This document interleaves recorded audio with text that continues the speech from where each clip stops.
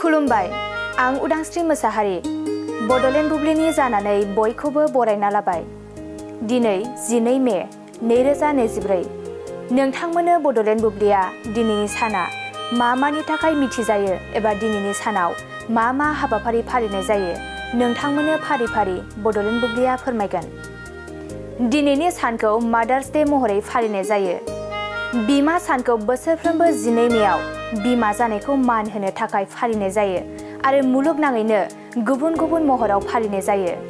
बिमा सानखौ आन्ना जार्विसआ गायसनदोंमोन, जाय 1907 मायथाइयाव बिमा आरो बिमा जानायनि सन्मानाव बिमा सान फालिनायनि सानस्रिखौ होदोंमोन। हायुङारि थाखोआव बे सानखौ 1914 मायथाइयाव गनायथि होनाय जादोंमोन। बेनि अनगायैबो दिनैनि सानखौ national hospital day, international day of plant health आरो नेशनेल लिमारिक डे महरैबो फालिनाय जायो। नोंथांमोननो बड'लेण्ड बुब्लिया दिनैनि सानाव मा हाबाफारिजों मिथिजायो आरो मा हाबाफारिखौ फालिनाय जायो फोरमायबाय। गोजोन्थों। मोनसे गोजोनथाव खौरां।